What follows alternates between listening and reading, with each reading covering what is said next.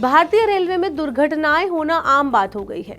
लगातार अखबारों में, न्यूज में हमें रेलवे में हुई दुर्घटनाओं के बारे में पता चलता है। इसीलिए भारतीय रेलवे ने आधुनिक तकनीक लाने के लिए सरकार ने कवच यानी ऑटोमेटिक ट्रेन प्रोटेक्शन ATP प्रणाली को पूरे नेटवर्क में लागू करने की योजना बनाई है। अगले 6 सालों में से पूरा देश में लागू करने की योजना है। कवच एक रेलवे सुरक्षा टेक्निक है जो ट्रेनों की आपसी टक्कर को रोकने और रेलवे संचालन को ज्यादा सुरक्षित और प्रभावी बनाने में मदद करती है। इसका फायदा कुछ कंपनियों को सीधा मिल सकता है। आइए जानते हैं कि 5 प्रमुख कंपनियों के बारे में जो इस योजना से सीधा लाभ उठा सकती हैं।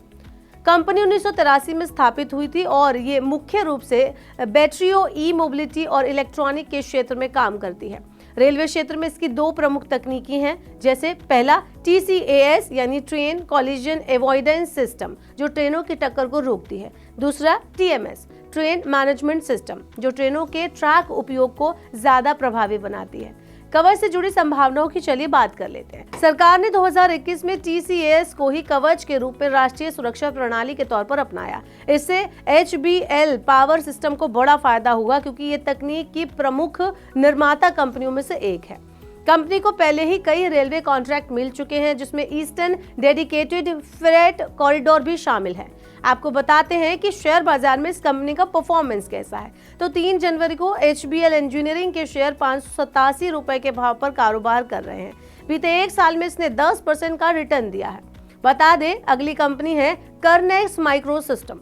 भारतीय रेलवे को एंटी कॉलिजन सिस्टम और अन्य सुरक्षा सॉल्यूशन ये कंपनी प्रदान करती है। ये कंपनी भारतीय रेलवे में ट्रेन कॉलिजन अवॉइडेंस सिस्टम यानी TCAS के डिजाइन, विकास और तैनाती में शामिल है। कर्नेक्स को भारत में एंटी कॉलिजन सिस्टम के निर्माण और रखरखाव का लाइसेंस मिला हुआ है।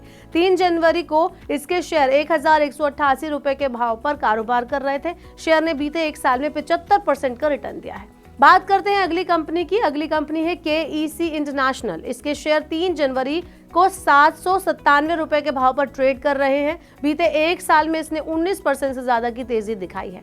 अगली कंपनी है रेलटेल। भारतीय रेलवे की टेलीकॉम और डिजिटल सेवाओं से जुड़ी सरकारी कंपनी है ये। रेलटेल ने क्वाड्रेंट फ्यूचर टेक लिमिटेड के साथ मिलकर कवच प्रणाली को लागू करने के लिए साझेदारी की है। रेलवे को ऑप्टिकल फाइबर और डेटा सेंटर सेवाएं देने का इसका विशेष अधिकार है, जिससे इसे अन्य प्रोजेक्ट्स में भी फायदा होता है। रेलटेल की अन्य योजनाओं की अगर हम बात करें तो रेलटेल को Bharat net, national knowledge network और अन्य सरकारी डिजिटल प्रोजेक्ट्स को लागू करने की जिम्मेदारी भी मिली है। कंपनी ने 6049 रेलवे स्टेशनों पर वीडियो सर्विलांस सिस्टम स्थापित करने का ठेका भी लिया है। कंपनी के शेयरों की शेयर बाजार में परफॉर्मेंस पर नजर डालते हैं तो 3 जनवरी को इसके रेलटेल के शेयर 354 रुपए के भाव पर कारोबार कर रहे थे। शेयर अपने 52 वीक से 42% डिस्काउंट पर कारोबार कर रहे हैं। अगली कंपनी है साइमेंस। साइमेंस एक जर्मन मल्टी ग्लोबल कंपनी है जो रेलवे, इलेक्ट्रिक वाहन और इंडस्ट्रियल डिवाइसेस बनाने वाली कंपनी है। सरकार ने हाल ही में विदेशी कंपनियों को भारतीय रेलवे में कवच प्रणाली लागू करने की अनुमति दी है, जिससे साइमेंस इस प्रोजेक्ट में शामिल होने के लिए तैयारी कर रही है। साल 2023 में साइमेंस को भारतीय रेलवे से 26,000 करोड़ रुपए का सबसे बड़ा ऑर्डर मिला, जिसमें 1200 लोकोमोटिव बनाए जाएंगे। ये कंपनी अगले 35 साल तक इन इंजनों का रखरखाव भी करेगी।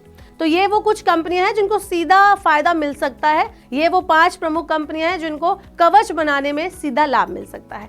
आपका क्या कहना है इसके बारे में, आप हमें कमेंट बॉक्स में बता सकते हैं। ग्लोबल संकेतों के दम पर कैसे खुलेंगे हमारे बाजार? क्या कह रही हैं खबरें और ब्रोकरी रिपोर्ट्स? किन शेयरों में बनेगा पैसा? बाजार खुलने के बाद क्या खरीदें? किन शेयरों को करें पोर्टफोलियो से बाहर? कैसा रहा बाजार का दिन भर का कारोबार? कैसे तैयार करें कल के बाजार की स्ट्रैटेजी? इन सब सवालों के जवाब जानिए मेरे साथ ओपनिंग बज और क्लोजिंग बज में इन वक्त पर सिर्फ मनी 9।